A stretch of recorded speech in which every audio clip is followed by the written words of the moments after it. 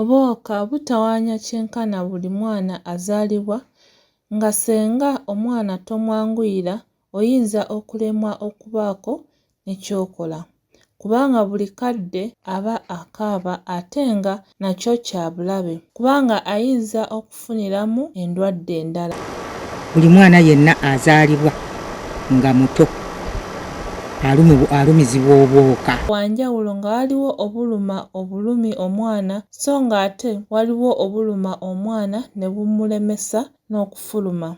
Tasobola na kukola kubanga omwana aba akaaba bukaabi buli kaseera ate n'omwana aba takama obwoka obwo nga bwamukutte okumuluma. Vuma Fiona agamba nti abantu abamu tebaawula bwoka na bwosi wabula nga bino bya njawulo. Obwosi buluma omwana azziddwako ate obwoka buluma omwana eyakazaalibwa.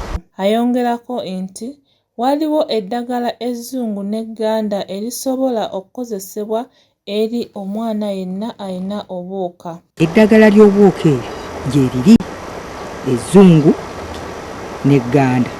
Egamba kiva mu mbeera ya muntu gy'alimu. Ngeri yaffe ey'ekinnansi omwana waafuna obwoka ddira ebikola bya weetaale oyenge omunywese.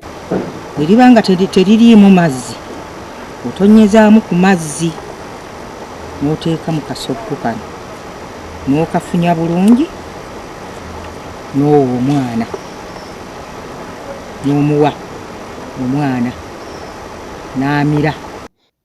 Funa ennyaanya ogikamuliremu obusigo bwayo oba omunywese enniimu etaliimu mazzi.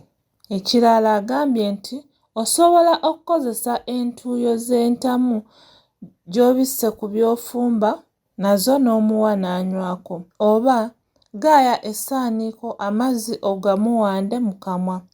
Sigadde nze Nanyunja Grace, weekumire ku MRA TV.